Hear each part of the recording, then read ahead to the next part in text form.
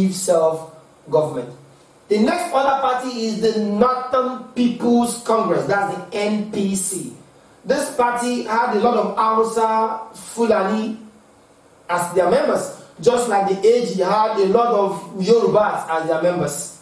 This party, I mean the NPC, was formed in October 1951 from a Northern cultural organization known as Jamiya Mutanen Arewa. Its first leader was late Sir Alhaji Ahmadu Bello, and the aim of this party was to foster autonomy of the North. The next is the Northern Element Progressive Union, that's the NECO, formed in August. Of course, it is a minority political party, was led by late Malam Aminu Kanu.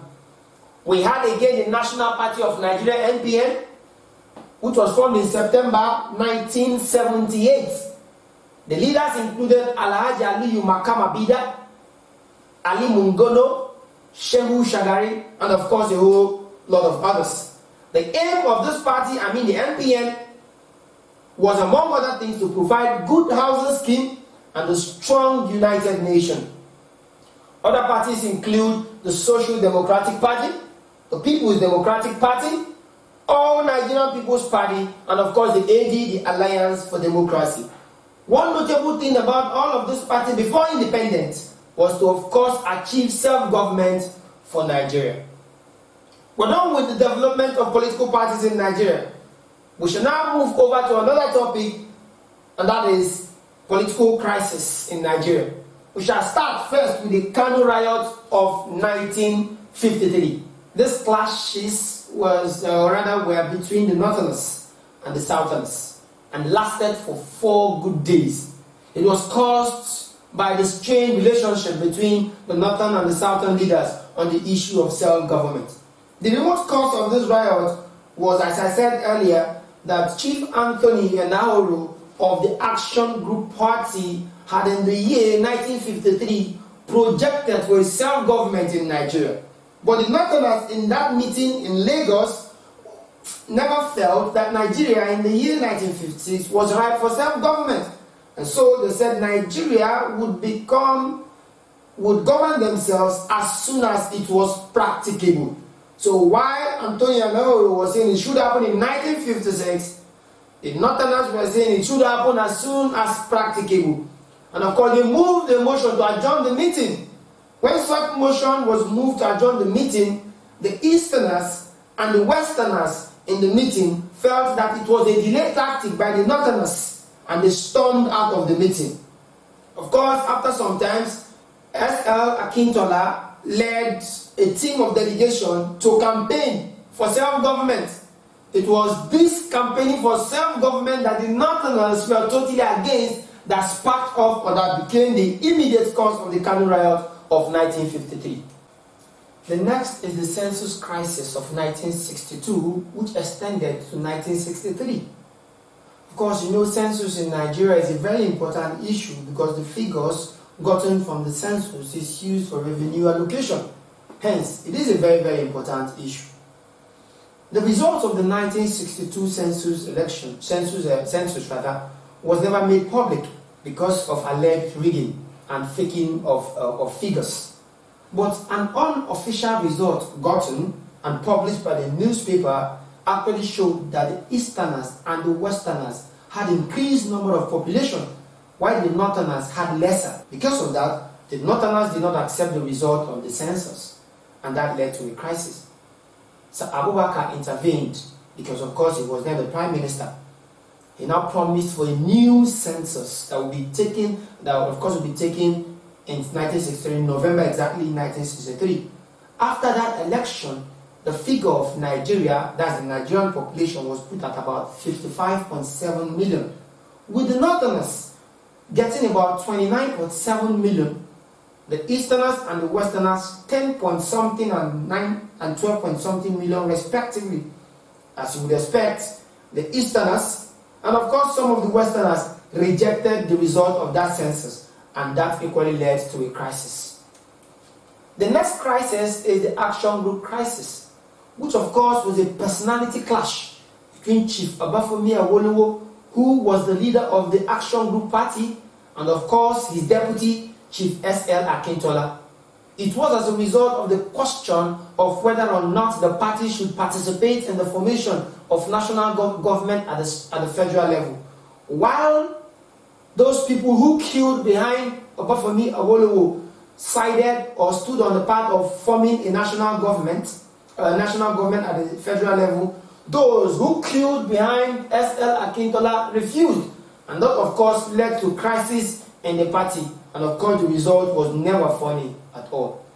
Other election crises include Western Nigerian elections in 1965 and of course the general elections in 1979.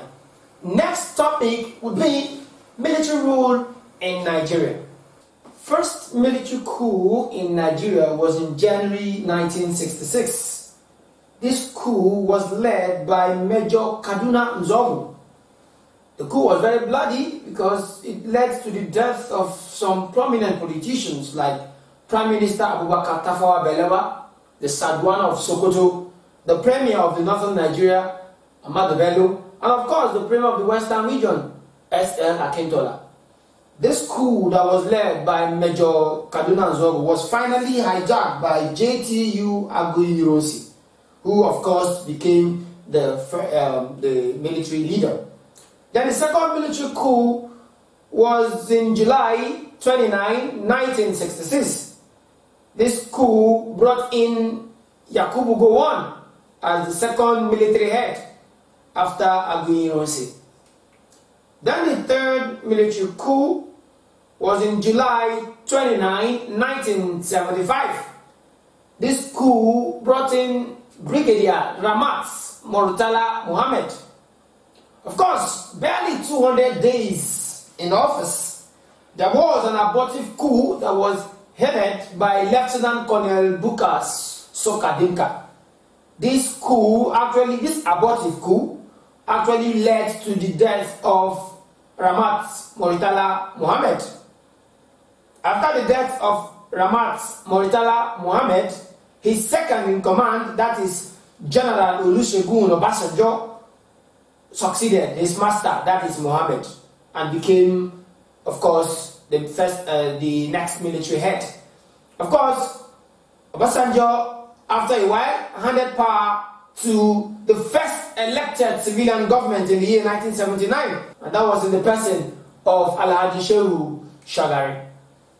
Let us now look into the structure of military government. First of all, we have the federal military government and the state military government. Let us first of all start with the head of states in the federal military government.